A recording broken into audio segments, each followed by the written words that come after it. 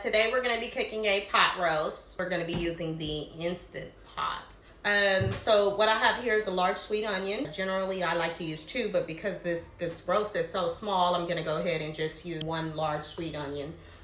This here is our fresh carrots. I've just chopped them up in about 2-inch pieces. Yukon Gold baby potatoes. These are great. So this is about a pound. I also have here the mustard powder. Okay, so if you don't have access to mustard powder, then you should just substitute the mustard powder for regular mustard or Dijon mustard. Okay, also have some browning seasoning. This is browning seasoning. It's just really good for the color. It just makes it more beautiful. We're gonna use some Better Than Beef bouillon. Cracking. I suggest that you try it, but if you don't have access to this, then you can just basically substitute with beef stock or beef broth.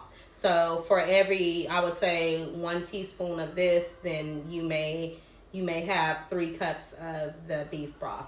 You're gonna need some seasoning salt. I have my homemade multi-purpose seasoning salt that I have made. I also have here a little bit of brown sugar, some flour. This is gonna help thicken the gravy. Some red wine, some olive oil so that we can saute the roast and brown it, and then some hot pepper sauce. This is Habanero hot pepper sauce. This is just what I use. You can use a hot pepper sauce of your choosing, or you can just throw in like a chili pepper or jalapeno or something for a little spice. You don't necessarily have to use a hot pepper sauce. Okay? All right. Let's take our seasoning salt. And then, as stated, the 2 teaspoons of mustard powder. So I'm going to just go ahead and mix in 2 teaspoons. And then I'm just going to mix it together really well. So if you were using regular Dijon mustard or mustard at this point, I would tell you just to spread it all over the roast. So just rub your mustard all over the roast, okay? So the first thing I'm gonna do is just, as stated, sprinkle the seasonings all over to cover the entire roast.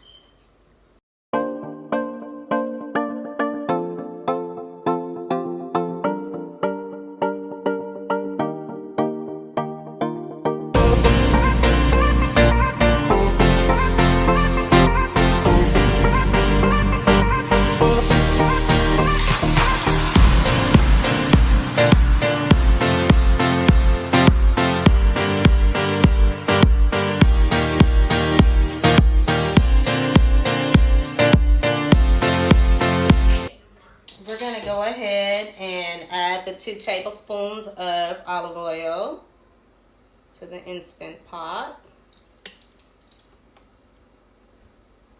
Okay, so we've already put it on saute mode. It should be hot, and we're adding in the olive oil. All right, so then we're gonna go ahead and add in the pot roast. And we're gonna just brown it on all sides.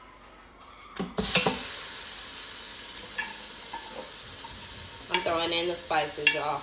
I don't want to waste nothing. Okay, so we're just gonna let it brown for about 4 to 5 minutes altogether. About two minutes on each side.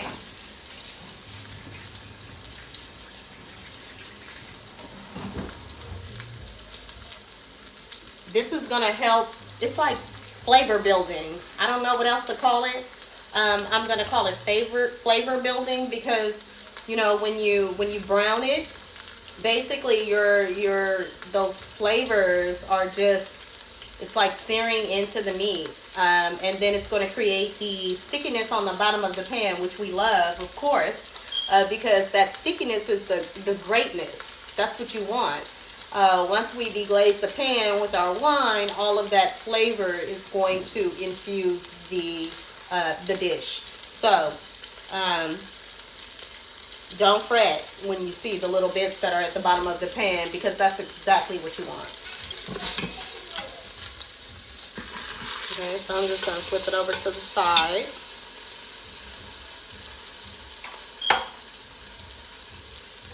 And then I want to do it on the other side as well.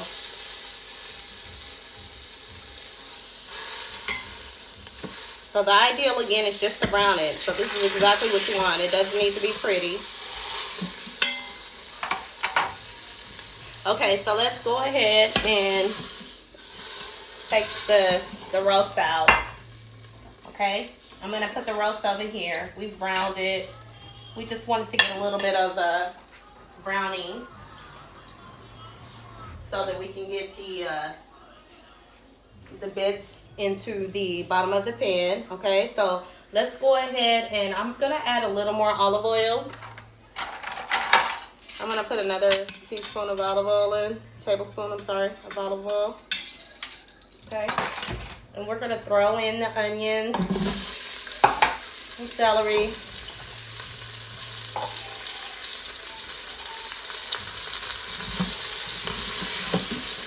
So we're just gonna toss those onions and that celery.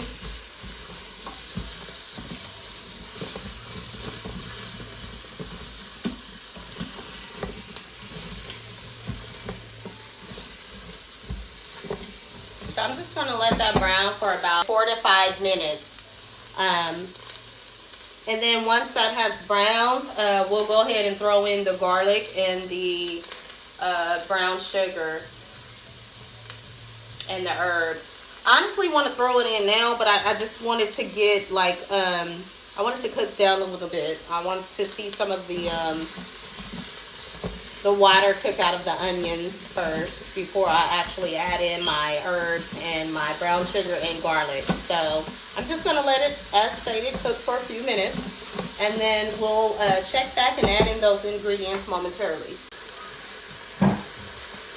I've browned it for, I'm going to say about 2 to 3 minutes. Okay, so now I'm going to go ahead and I'm going to add in the, what do I want to add in? Let's add in the bay leaves. Let's add in our rosemary and our thyme.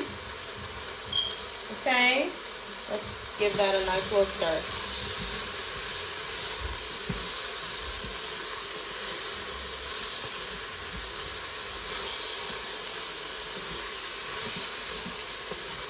Smells good. Yummy. Okay, I'm gonna go ahead and add in the brown sugar now because I want to get like a caramelized kind of consistency.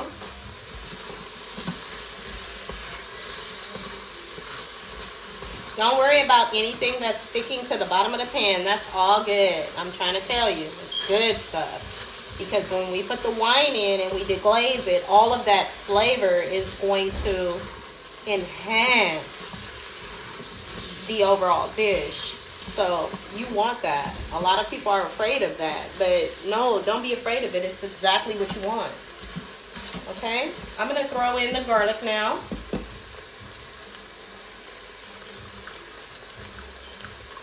Yummy. Oh, it smells so good. It smells delicious.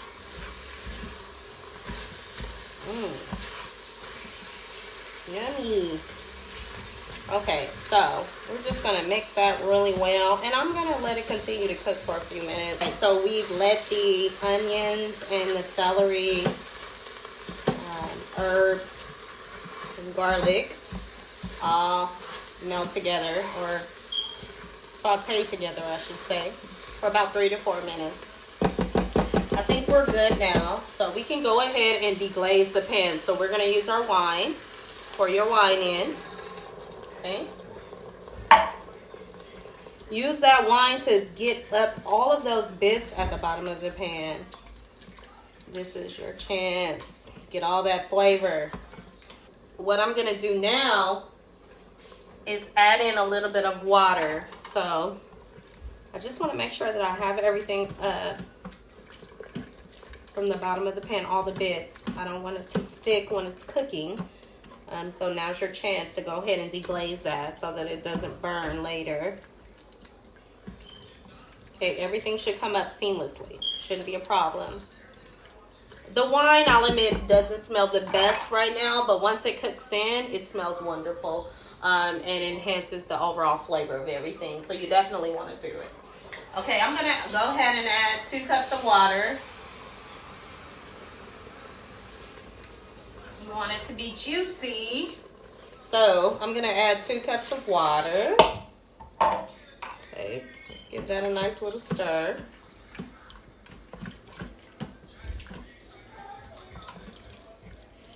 Okay, and then I'm going to go ahead and I'm going to mix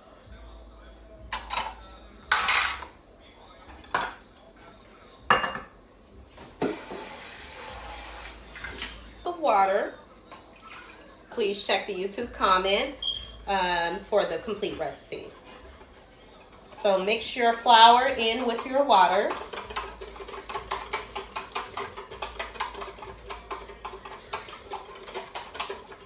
Okay, this is our thickener.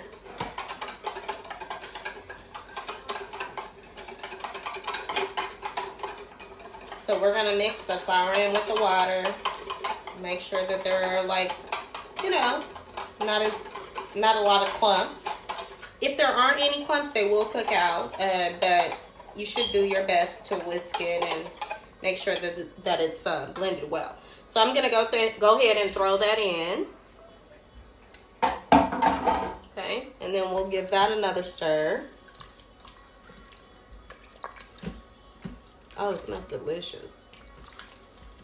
The wine is already cooking down as far as mixing with the flavor. It smells delicious. Okay, so what we need to do now is go ahead and add in our better than bouillon. So let's go with a tablespoon of better than bouillon. Water that we added will help compensate, you know, for the juices and this not being too overpowerful. Okay, I'm also gonna go ahead and throw in a half a teaspoon of the browning seasoning.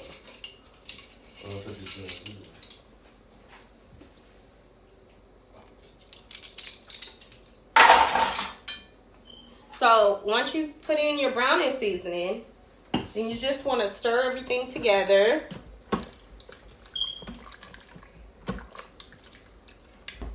Okay, so we have our browning seasoning, we have our better than bouillon. Let's go ahead and throw in our potatoes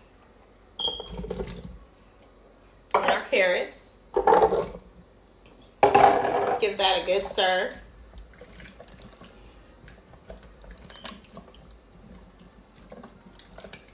I'm going to go ahead and put in just a dash more of my multi-purpose seasoning. I just want to be sure that this is seasoned well.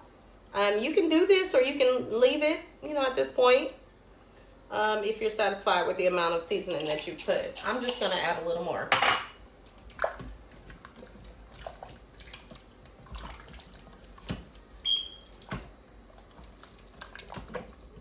Okay, that looks great.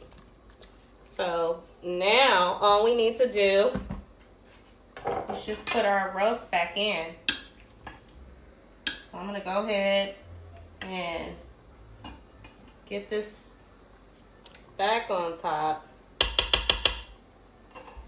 I want to make sure that all the flavors and juices, so I'm going to scrape the pot that it was in a little bit, just to make sure that I get all of that seasoning in there.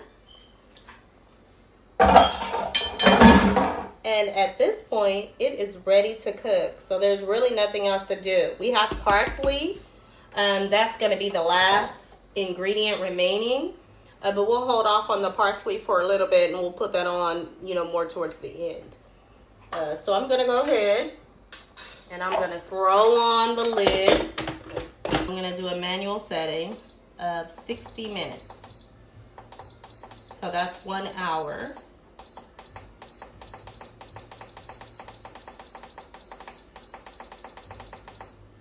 Okay, and then I don't need to do anything else because the pressure cooker will automatically start cooking, and we will check back in 60 minutes to see the end result. Oh my goodness, I actually forgot my hot pepper sauce. Okay.